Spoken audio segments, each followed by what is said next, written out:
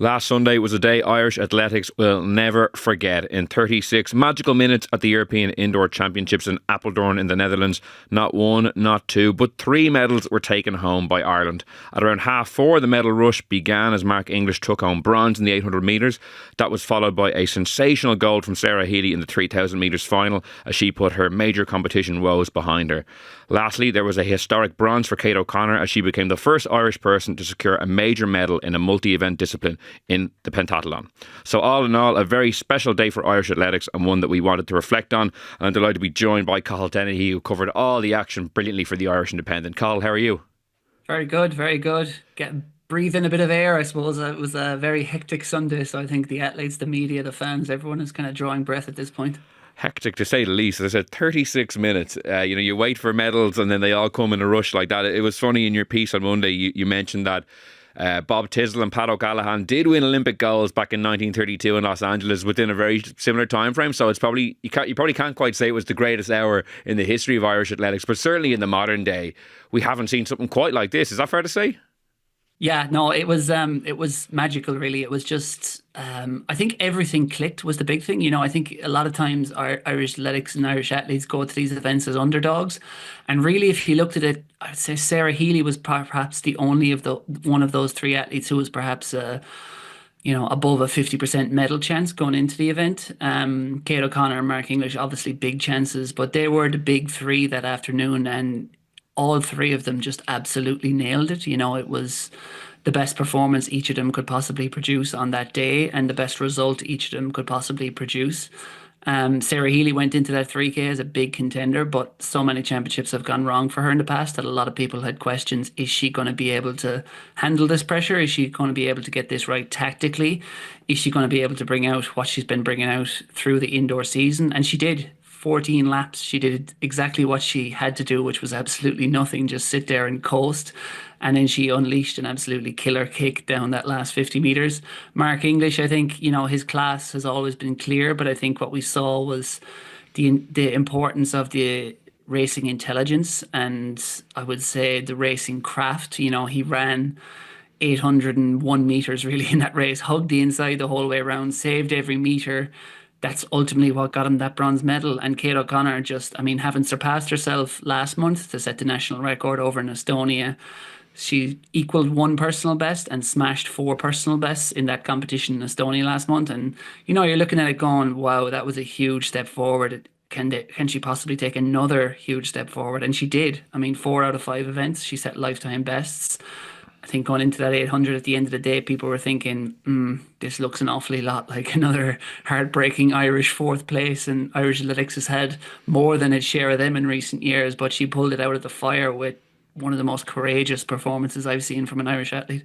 Absolutely phenomenal, as you say, from Kate O'Connor. And just to give a bit of context, I guess, for people who aren't overly familiar with the event, it's 5 events: 60-metre hurdles, high jump, shot put, long jump, and 800 metres. So it's a very eclectic collection of things an athlete has to nail. And as you say, the personal best in 4 out of the 5 events and the manner in which she achieved them in like the high jump in particular. There was twice she was on her last jump and was able to eke out one more. Similarly in the long jump, the commentary team teed it up. She needed a big jump to kind of stay in contention and she produced it. And then what about the 800 metres, as you say? Jade O'Dowda from Great Britain, actually sister of Callum O'Dowda, the Irish football international, was in the third spot. Kate needed to beat her by 2.4 seconds to claim bronze, and they had similar PBs in that event, so it didn't seem like a likely occurrence. And then the run of her life in the 800 metres, but in every event, she really rose above herself. Yeah, she did. I mean, there was so much that was just so impressive about Kate O'Connor on Sunday. I mean, you look at like I think that hurdles was on at 9 a.m. in the morning, and every sprinter I've ever met absolutely hates running fast in the morning. But to run your fastest ever at 9 a.m. is an incredible thing to do. She came back. I think the high jump, the 800 was kind of like the glamour event, the showdown event, I suppose, where she pulled it out of the fire. But really, if you look into it, the medal was really won in that high jump because she faced two third attempts and the level of pressure she was facing, especially I think at 175, two failures. If she failed that third time, it was over. She would have finished sixth probably or fifth, something like that, but zero chance of a medal if she couldn't get over 175. And I think one of those third attempts that she had at the kind of lower heights, I remember she was the only one left at that height, so she failed. The athlete immediately after her failed. And then what happens is she's very rushed. Normally, high jumpers get a lot of minutes to recover. That's really important as well because it's an explosive event. It's almost like weightlifting. It's a maximum power event. You have to put everything into that floor on takeoff to get as high as you can. She was only given like 2 or 3 minutes probably before she had to take her third and final attempt. So even psychologically, she was having to rush through her preparations. Then she nails it. And I mean, I think she went in with a best of 181. And to go from 181 to 184 is just remarkable. You know, athletes don't really tend to take those kind of steps forward. Like 3 centimeters is a lot over your lifetime best. But, you know, she pulled it out on the day. And I think that was the reaction of any athlete over the weekend when she got over 184, because then she said, you know, this medal chance is alive and well. And I think what was heartbreaking for her is that Jado Dowda, initially heartbreaking, was that Jado Dowda also produced the performance of her life and had a huge long jump, as did Sophie Doctor of the Netherlands. That put her down into fourth. And, you know, we were talking to her on yesterday, and she was saying she did shed some tears after that fourth event. And her coach said, this is just a horrible position you're in. And she was starting to get ready for the interviews and just saying, how am I going to put this with the media? How am I going to contextualize this, another fourth place finish for Ireland? And how can I put a positive spin on it? And it's not like other fourth place finishes where you look at it and go, okay, I can go back and improve this, this, and this, or I could change that, or I could have regret. She was going to have zero regrets because she produced the best by far of her life, which also made it a different kind of heartbreaking that it would have been.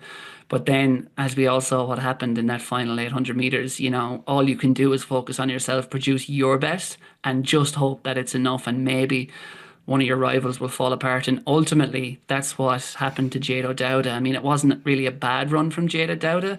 It's just that she was trying to keep within 2.5 seconds of Kate O'Connor, and Kate O'Connor was just a woman possessed over that final 250 meters. And I think as Jado Dowda was running, she would have been looking up the track at Kate O'Connor. And I think as she saw that advantage grow from sort of 2 seconds to 3 seconds, that will have been certainly getting inside her head. And I think that's what ended up having, I suppose, her effort was crumbling on that last lap. But it was like, you know, a boxer really, or a snooker player. It was like she performed worse than she probably should have. But I think a big reason for that is that Kate O'Connor performed better than she should have.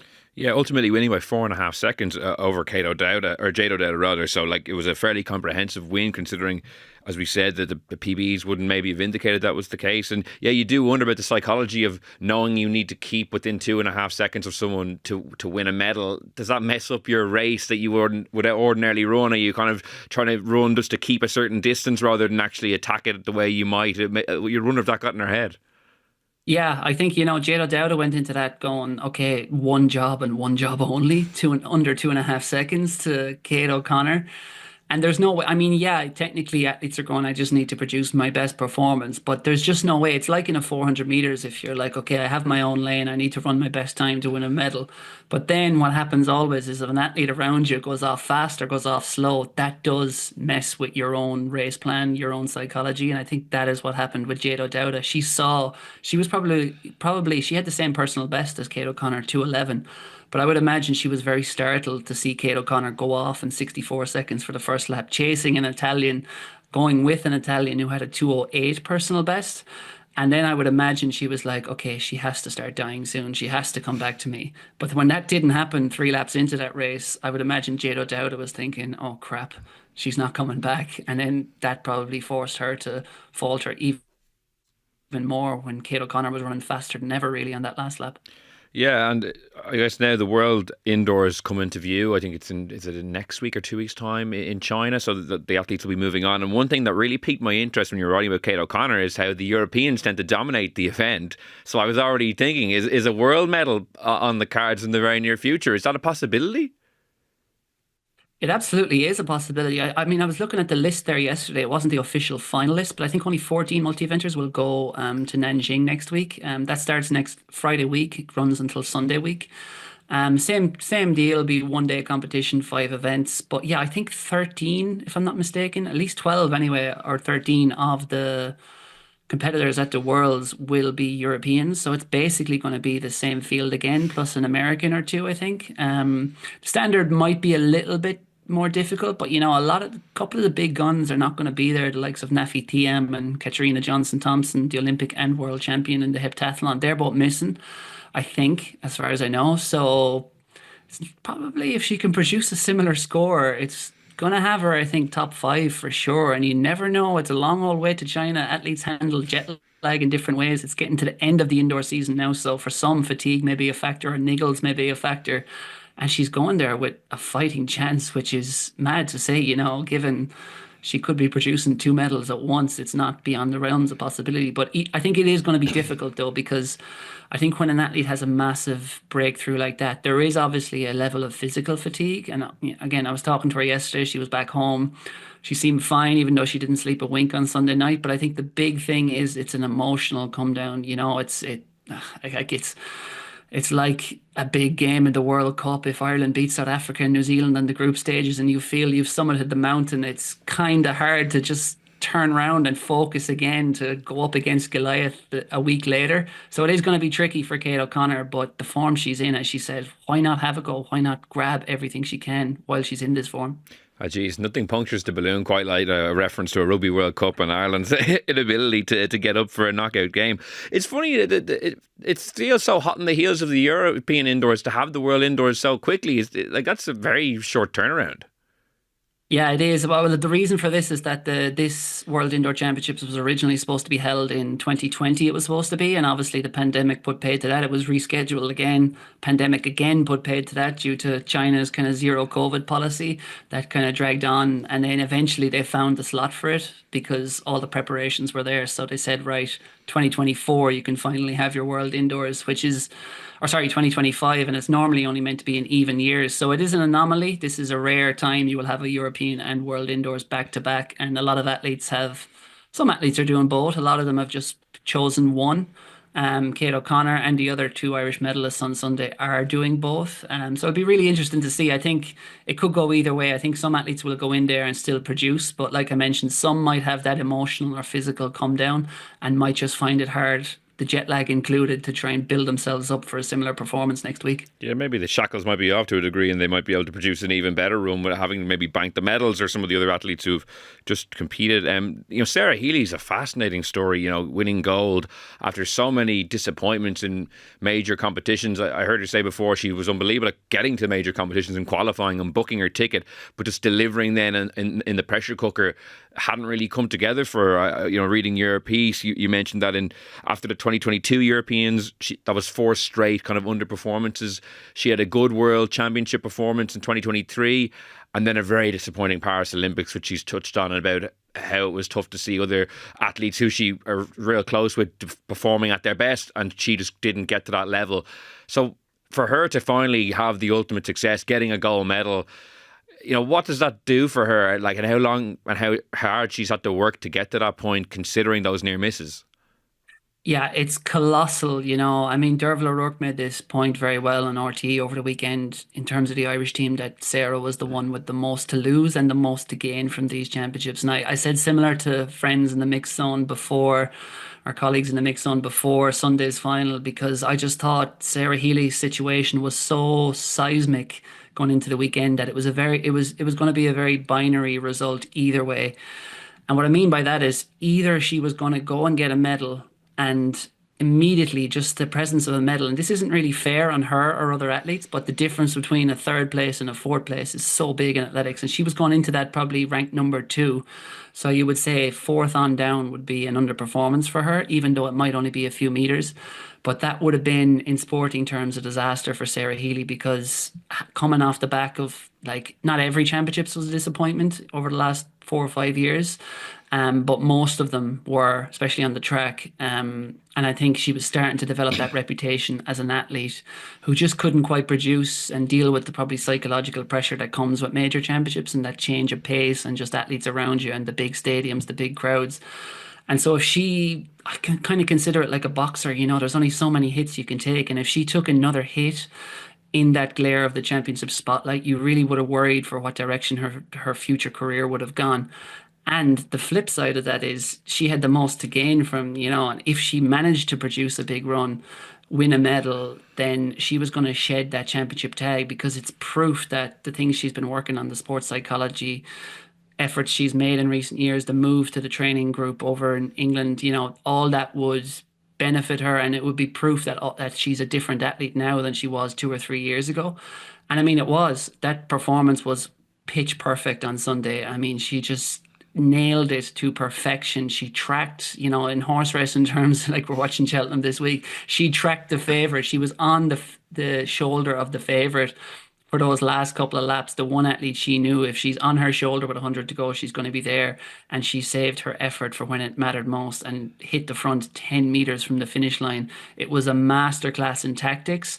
But more importantly for me, it was a masterclass in handling the pressure of her major championships. And, she admitted afterwards, she said, I was developing that label. And once you put that label on yourself as someone who can't perform at major championships, it's very hard to get rid of it. And I just said to her, is that the end of that label now? Or did you just throw that away on the track? And she said, definitely. And that's why this is so huge for Sarah, that it wasn't even just a silver or bronze. It was gold medal.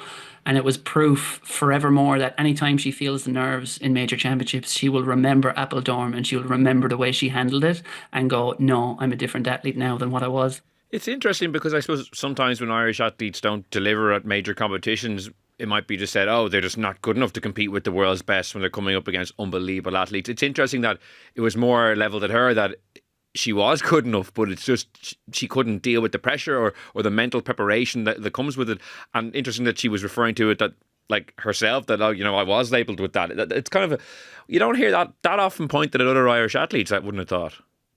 No, and I think what I really find refreshing about Sarah is that she's honest about it, because I think this is something, if we're all being honest and you're sitting in enough of those stadiums watching enough athletes, that you can almost see it at times. The form an athlete has come in with relative to where they should be performing. And when you talk to them afterwards and there's no physical reason they've underperformed, there's a psychological reason a lot of times whereby the pressure has got to someone. They've made bad choices tactically. They've just boiled over, and they've carried it. It's had a physical effect on them, the effect of the nerves of major championships. But very, very, very few athletes will be willing to stand in the mix zone in front of a camera and say, I bottled it, I choked, I let the pressure get to me, the nerves kill me on this stage, I underperformed, I get really nervous. Because no one wants to admit that level of fragility, but every athlete has to deal with it. And it's something that Ciara McGeehan was willing to talk about as well, that she was, for want of a better word, shitting herself before going out there on the start line in front of 70,000 people, but it's something she dealt with in a professional manner with Kate Kirby. Sarah Healy also worked with Kate Kirby, the psychologist at the Sport Ireland Institute. She now works with a guy over in England, and the effects of that has been drastic. But it's not just that; it's also, I think, the fact that one, she's 24 years old now. She's starting to mature and understand what senior athletics is about, what it requires.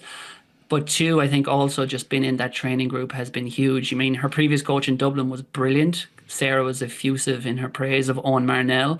But I think the difference in the last 2 years since she's been over in England is she's been surrounded by other world-class athletes. There's Olympic champion Keely Hodgkinson. There's an Olympic bronze medalist, Georgia Hunter-Bell.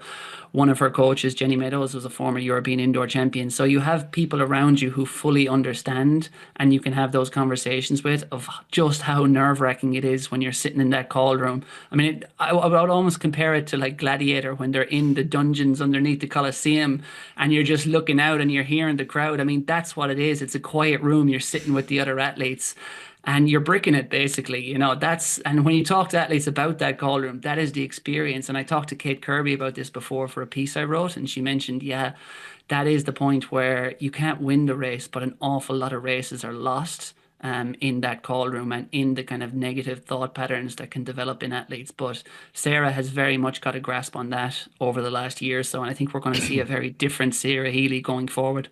And athletes don't often get a chance in any sport to kind of, I suppose, shed that label. It's one of those things that oftentimes, if that's the label of your career, Greg Norman in golf, as he said, Ireland at the Rugby World Cup, they can be tough to shed. So to break through, and as you say, with the gold, not just kind of coming up the rail to get a bronze, to kind of seize control of the race and win a gold medal, is such an emphatic kind of way to refute the tag that have been following her. Yeah, and I think what's brilliant for Sarah is that it's kind of a luxury a lot of athletes don't have is she is a versatile athlete who can run and win medals in any season of the year. So there's three seasons mainly in athletics, the indoors, the outdoors, and the cross country season. Sarah is a fantastic cross country runner. She has an almighty endurance engine. I think she will win medals at the European cross country in the future at senior level. And then she has a very fast 800, as we saw on Sunday. She has a brilliant kick, so she will always be in contention at European indoor level, European outdoor level. But athletics is, yes, there is that major championship every summer that the most people in, general sports start paying attention to. But even if you have a terrible championship, it is only a few months until the next major championship, and there is always like a Diamond League or a Grand Prix race, whatever it is, the week after, so you can just get back on the horse. And with an athlete of her talent level and her ability, especially, in the group she's in right now, being managed very well, I think it's just a matter of time really before that talent came out at senior level. I mean, she'd won under 18, under 20, under 23 medals at European level. It seemed a matter of time, but there's no guarantee it was going to happen. But I think now that it's happened at senior level, it will be the first of perhaps many European medals that are to come. Yeah, well, hopefully. It's funny how the three medals, they all have their own story. Like we touched on Kate O'Connor, four PBs and kind of coming out of maybe not nowhere, but certainly an unlikely medal. Sarah Healy, the culmination of years of work. And for Mark English, it's almost just like another day at the office. It's his fifth major final, his fifth medal at 800 metres. He is, and this is the first one I think was in 2014 in the European Outdoors, a bronze medal, another European Outdoors medal in 2022, an indoor silver in 2015, a bronze in 2019, and another bronze now. So that's a decade plus of competing at the very highest level.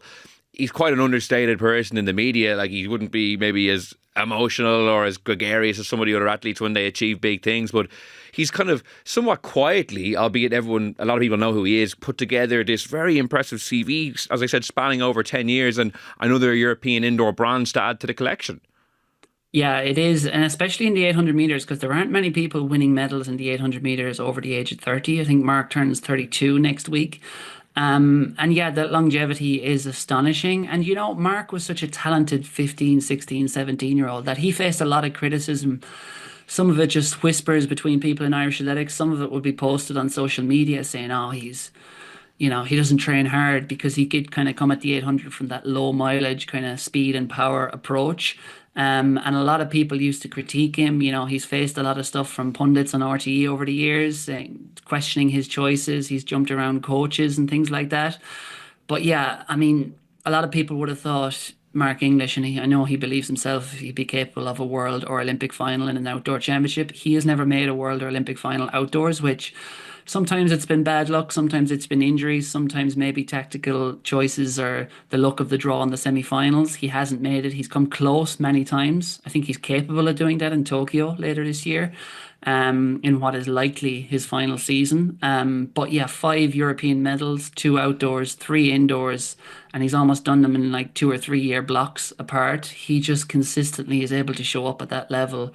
And he's had plenty of injuries. He's had to juggle the difficulty of a medical career and qualifying and working as a doctor in recent years. So it's been a lot, but I was looking up the stats just before the final, and the only Irish athlete with more individual medals on the international stage is Sonia O'Sullivan. And obviously there's been world champions, there's been Olympic champions, but in terms of just getting on that Irish vest and doing it when it counts, I mean, you have to just absolutely credit Mark English because yes, he had the talent, but a lot of the athletes at the age of 16, 17 have the talent that he had, and very, very few of them walk away from their career with five European medals. Well, yeah, Sonia O'Sullivan, anytime you're mentioned in her company, you're doing something right. I guess to finish up then and to sum up, like if you were coming to this kind of completely unaware maybe of the landscape of Irish athletics and just tuned in at the weekend and said, wow, three medals, like is Irish athletics in a really good place off the back of this? Like also Sarah Lavin went close, Charlene Maudsley is performing really well. She obviously picked up an unfortunate injury that kind of curtailed her championships. Is this a really good period for Irish athletics? Is this indicative of maybe a bountiful period to come, or was it kind of lightning in a bottle over the course of 36 minutes on a Sunday?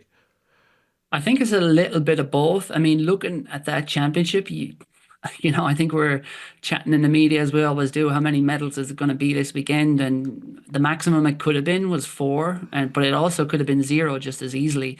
And to walk away with three was a brilliant showing.